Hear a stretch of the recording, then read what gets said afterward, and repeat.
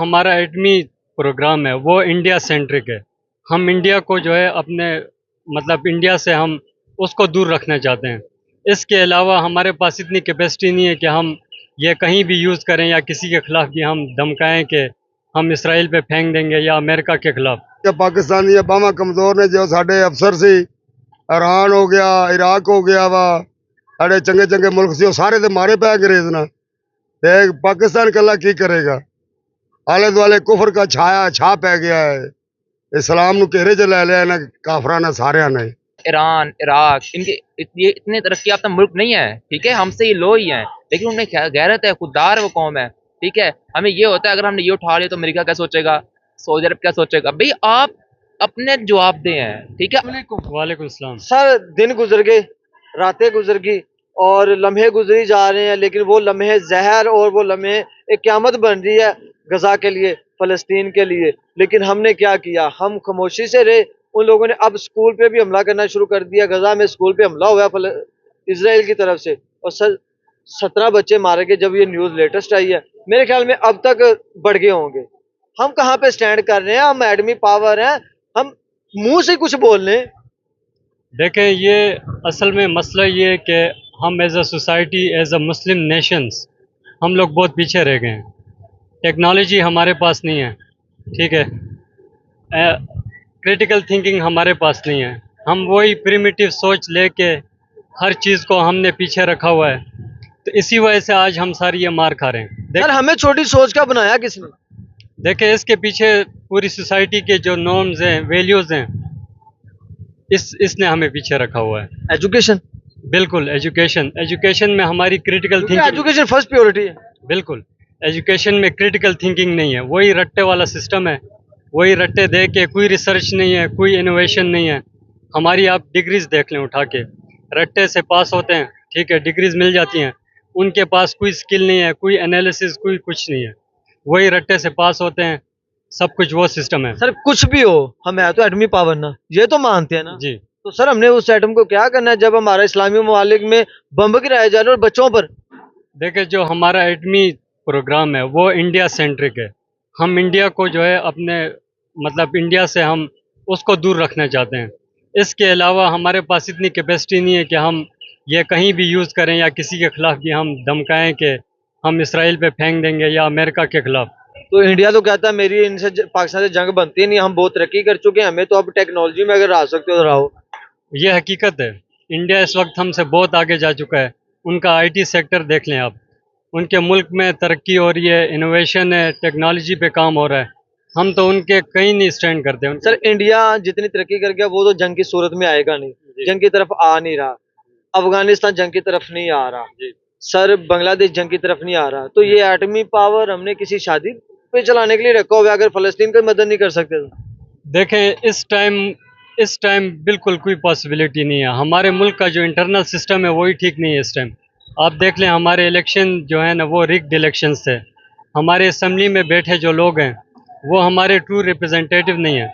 हमारे मुल्क का पूरा सिस्टम आप देख लें, जुडिशरी जो है उस पर प्रेशर है, आपकी मीडिया सेंसरशिप है, ठीक है। तो आपका पूरा जो मुल्क का सिस्टम है वो मफलूज है। सर देखें, ब्रिक्स की मीटिंग हुई है, मोदी ने जाके यूक्रेन पे बात की, हालांकि उनका तो नहीं लिंक है, यूक्रेन पे बात को जंग रोकने का कहा है। फिर खुद चाइना से जंग है, वो भी मतलब लड़ते रहते बॉर्डर पे, वो भी उन्होंने रोकने की कोशिश की है। वो बंदे उठ के कर रहे हैं, तो हम भी कहीं माथा पेटे, हम भी कोई ब्रिक्स जैसी मीटिंग करो, कहीं जाके फलस्तीन की जंग को रोको। देखें, हमारी जो करंट इंटरनेशनल स्टैंडिंग है वो इकोनॉमिकली आप देख लें, पॉलिटिकली देख लें, हमारी कोई स्टैंडिंग ही नहीं है। हमारा पासपोर्ट दुनिया में लीस्ट 4 पासपोर्ट्स में आता है।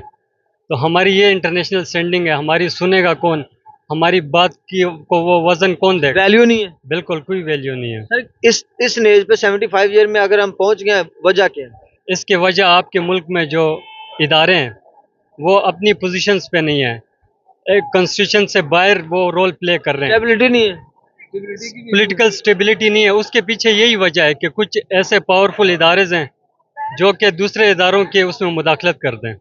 मतलब आपकी जुडिशरी जो है वो इंडिपेंडेंट नहीं है, मीडिया को खुल के किसी भी इशू पे बात करने की इजाज़त नहीं है। तो एक एलीट कैप्चर है इस मुल्क में, इस एलीट कैप्चर को एक मखसूस इदारा लीड कर रहा है, ठीक है। अच्छा, एक मेरे एक बड़ा क्वेश्चन यहाँ पे ये है कि आपने कहा कि इंडिया अब हमसे जंग नहीं करने वाला, ठीक है, वो अपनी तरफ चल पड़ा है। इंडिया ने बात की जहाँ के वहां पे यूक्रेन के बारे में, तो सर हमारा पड़ोसी, हम उसको चले, अगर हमारी वैल्यू डिग्रेड हुई है, उनकी तो वैल्यू चली हुई है ना, बड़ी इकोनॉमी, नंबर 1 इकोनॉमी बनता जा रहा है इंडिया, उनको कहें कि यार उनसे मीटिंग करें कि आप हमारे बिहाफ पे बात करो जाके फलस्तीन के लिए। देखें, वो तो हमारा एक दुश्मन है ना, वो हमें, दुश्मन हमारे हक के लिए कोई बात नहीं करेगा। वो तो चाहता है कि इनके जो इंटरेस्ट है उसको हम उसको रोकें, उसके इंटरेस्ट को हम वो करें, तो वो तो हमारे लिए कभी बात नहीं करेगा। तो सर ऐसे तो बच्चे मरते रहेंगे फिर फलस्तीन में भी, गजा में, कहीं ना कहीं जितने इस्लामी ममालिक है ये काम चलता रहेगा। देखें, बस मुस्लिम कंट्रीज़ को एक पीसफुल सोल्यूशन की तरफ लेके जाना चाहिए। ये वार और इनसे कोई हल नहीं है, क्योंकि इसराइल जिस किस्म की टेक्नोलॉजी उसके पास है, उसकी जो स्ट्रेटजी है, उसके पीछे जो बैकअप है, पूरा वेस्टर्न कंट्रीज़ उसके बैक पे खड़े हैं, तो उनके साथ इस नेज पे वार के थ्रू मुकाबला नामुमकिन है। सर 75 ईयर से हमने अपनी बैग किसको बनाया? हमारा दोस्त कौन है? चाइना था, वो भी इंडिया से जाके मिल गया। सऊदी अरब है, वो भी इंडिया के साथ तिजारत कर रहे हैं, हमें मुंह नहीं लगाता। यूएई ने अंदर खाते इसराइल को तस्लीम कर लिया है। सर जैसी जैसी न्यूज़ें आती हैं, हमारे तो इस्लामी मालिक हमसे हटते जा रहे हैं, तो हमारी बैकबोन कौन है? देखें, हमारी बैकबोन बेसिकली हमारी आवाम है। अवाम ने, अगर जिस दिन अवाम अपने हक के लिए खड़े हुए, इस मुल्क में निज़ाम ठीक हो गया, तो आप देखते हैं पाकिस्तान की जो स्टैंडिंग है वो खुद ब खुद ठीक हो सर अवाम को तो आपने आटे के पीछे लगाया हुआ है। यही है, अवाम को बेसिक चीज़ों के पीछे उनको फुर्सत ही नहीं है कि वो अपने हक के लिए बोलें, क्योंकि इतनी गुर्बत है इस मुल्क में कि लोग अपनी 3 टाइम के खाने के पीछे उनकी सोच है। तो उनको ये हमारे अपने हकूक़ के बारे में, इंटरनेशनल स्टैंडिंग के बारे में, पूरी मुस्लिम नेशन की काज के बारे में उनके पास ना टाइम है और ना उनकी मतलब इतनी हिम्मत रह गई है कि वो इस पे बात करें। गुर्बत है बाबा जी पाकिस्तान में? बहुत जी बहुत, हर पासे ते गरीबों गरीबी बड़ा मसला खराब होया पिया है। बाबा जी गोरिया ने मुसलमान कंट्री ते बंब मारिया ते अपने स्कूल दे बच्चे शहीद हो गए। हाँ जी हाँ जी, गोरिया ने बड़ा काम खराब किया है इन्हां बच्चों ते। साडा अल्लाह ही वारिस हैगा वा, साडे सारे मुल्क साडा साथ छड्डी जा रहे हैं। असीं सब गरीब मुल्क गए हैं। की बनेगा साढ़े पाकिस्तान में? साडे पाकिस्तान दा अल्लाह मालिक हैगा वा, हुण जो साडे बादशाह करनगे। हुकूमत की कर दी भी पाकिस्तान की? हुकूमत कुछ नहीं कर रही पाकिस्तान बाबा वास्ते। कितनी उम्र हो चुकी तेरी? 60 साल 60 साल च की हासिल किया पाकिस्तान को? कुछ नहीं असी किया जनाब, गुरबत दे विच ही मारे पे हैं। हर वेरी असी गुरबत च ही रह रहे हैं। हालात नहीं बदलणगे? नहीं, हालात नहीं बदल रहा। जो मैं तो भट्टो के दौर तो देख रहा साहब, एक ही मसला चल रहा है।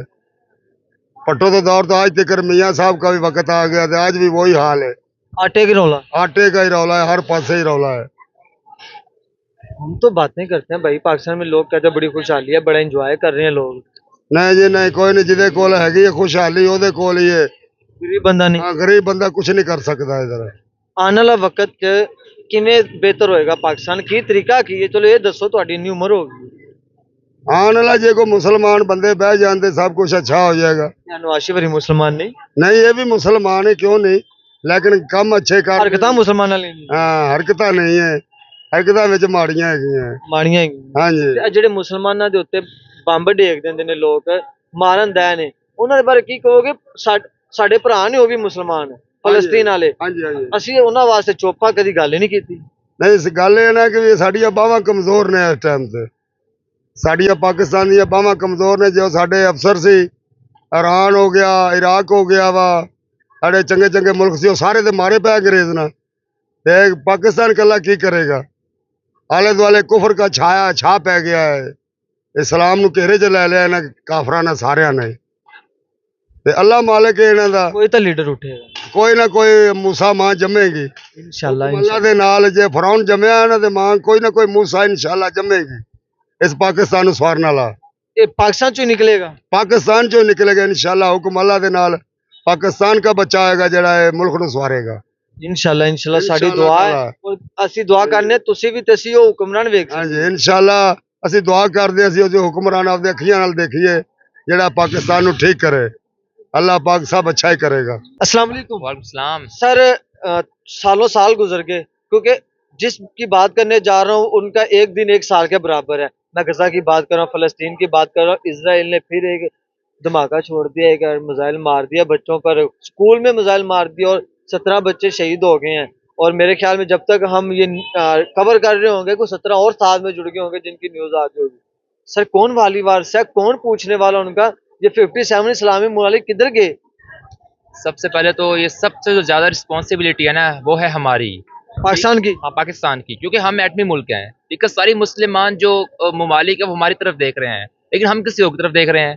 ठीक इसकी है, तरफ हम भी देख रहे हैं जो बड़े बड़े तरक्की याफ्ता ममालिक हैं, जैसे हम यूरोपियन कंट्रीज को देखते हैं, अगर वो एग्री हों तो हम कोई स्टेप उठाते हैं, अदरवाइज हमारे में इतनी जरूरत नहीं है कि हम कोई स्टेप उठा सकें, क्योंकि इसमें मसला पता है कि हम खुददार ही नहीं है, और खुददार वो होता है जो तरक्की याफ्ता मुल्क होता है। हम तरक्की पजीर हैं, तो सबसे पहले हमें अपनी इकॉनमी ठीक करनी है, तब जाके हम इतने काबिल होंगे कि हम गजा के लिए आवाज उठा सकें। सर ठीक है, वो तो चले एक है, लेकिन जो सिचुएशन अब बन चुकी है कुछ तो करना पड़ेगा, क्योंकि हमारे वजीर आजम का यानी कि शहबाज शरीफ का एक बयान आया यूनिवर्सिटी से, उन्होंने रिसेंटली खिताब किया उन्होंने, तो उन्होंने कॉन्फ्रेंस में कहा कि हमारे दिल, हमारे घर, हमारे दिल और हमारे जो यूनिवर्सिटीज हैं वो फलस्तीन के लिए हमेशा के लिए खुली हुई हैं। सर उन्होंने क्या आपकी यूनिवर्सिटीज को करना है जिनके स्कूलों पर बम गिराए जा रहे हैं?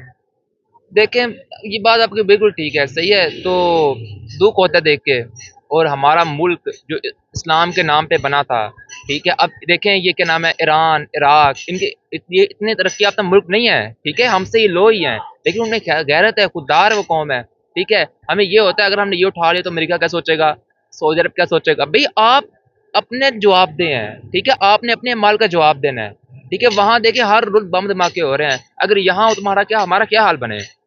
एग्जैक्टली कल आज हम अपने इस्लामी भाई की मदद नहीं कर रहे मुल्क की, हाँ। कल को हमारे साथ होगा तो वो करेगा।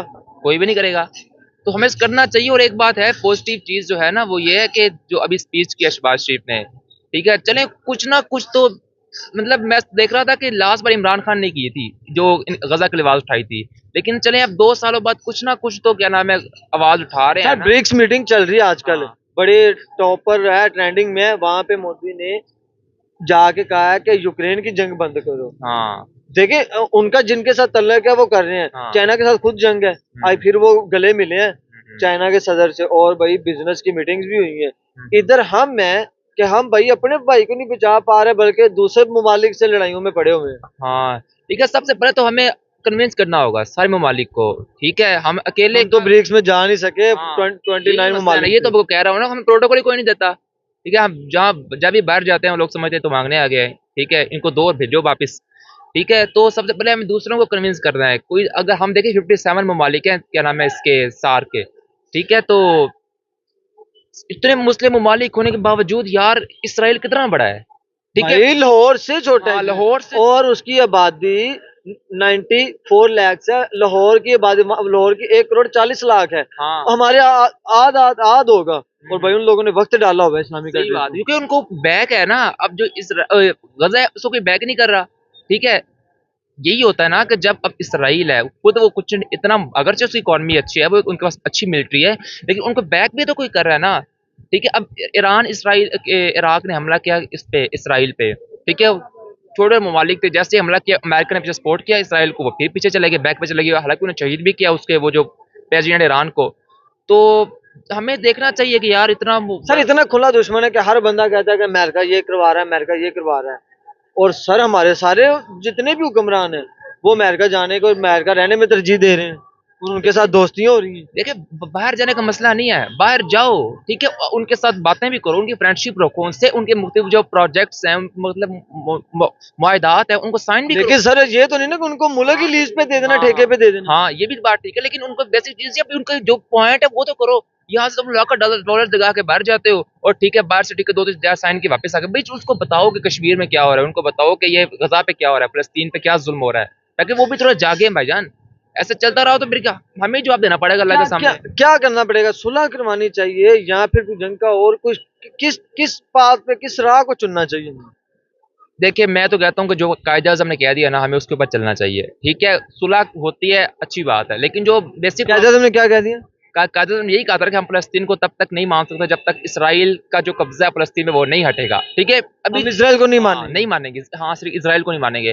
ठीक है, अगर लड़ाई खत्म होती है तो ठीक है, ये भी समझ लग जाती है, वक्ती तौर पर जंग तो हटे ना, लेकिन जो मसला पता है क्या है, इसराइल का जो कब्जा है फलस्तीन पे उसको हटाना है हमें, ठीक है। लेकिन अगर वक्ती तौर पे अगर कोई ऐसा मतलब हम कोई साजिश से किरदार अदा कर सकते हैं, ठीक है, जंग बदी में, तो ये भी करना चाहिए। लेकिन बेसिक प्रॉब्लम ये है कि हमें जो इसराइल का कब्जा है फलस्तीन पे उसको खत्म करवाना है। सर फनी शायद समझ लेंगे इस बात को, लेकिन इसराइल सॉरी फलस्तीन पाकिस्तान के ज्यादा करीब है या अमेरिका? क्या कह रहे हैं? फलस्तीन पाकिस्तान हाँ, के ज्यादा हाँ, करीब कौन है, फलस्तीन या हाँ, अमेरिका? फलस्तीन। फलस्तीन है। हाँ। अगर इतनी दूर अमेरिका से एड इधर आ सकती है हाँ। तो हम इधर से फलस्तीन नहीं जा यही सकते? तो मसला है ना कि भाईजान वो ना ये वहां जाके बात करते हैं और ना ठीक उनको क्या है भाई, उनको जगह बताओ तो सही कि भाईजान कश्मीर में ये हो रहा है, इसराइल ये कर रहा है, ताकि वो भी थोड़ा जागे। जब बाहर जाते हैं, ठीक है, 2-4 मुआहदे की वापिस आ गए, लाखों डॉलर लगा के बाहर जाते हैं। और अब उनको चाहिए सबको इकट्ठा कर, जितने मुस्लिम ममालिक है उनको इकट्ठा करें, ठीक है, उनको बताएं। एक जब एक हो के देता है ना, पैगाम देता है, तो ठीक है, वो उसका असर अलग होता है। फिर आने वाला वक्त इस्लामिक कंट्रीज के लिए कैसा है? डिपेंड करता है, ठीक है। तो अगर इसी तरह चलता रहा तो भाईजान सबसे पहले ना देखें, हम इस्लामी ममालिक में एटमी ताकत हैं, ठीक है। सबसे पहले हमें रिस्पॉन्सिबिलिटी लेनी होगी, ठीक है, क्योंकि हमारे पास देखें 22 करोड़ का ये मुल्क है, इतनी हमारे पास दुनिया की 7वीं बड़ी फौज है, हमारे पास क्या नाम है एजेंसीज हैं, ठीक है। तो हमें सबसे पहले अपने आप को मजबूत करना है, दूसरों को कन्विंस करना है, इकट्ठा करना है और एक होकर उनको पैगाम देना इसराइल को, तब जाके कुछ बनेगा, अदरवाइज तो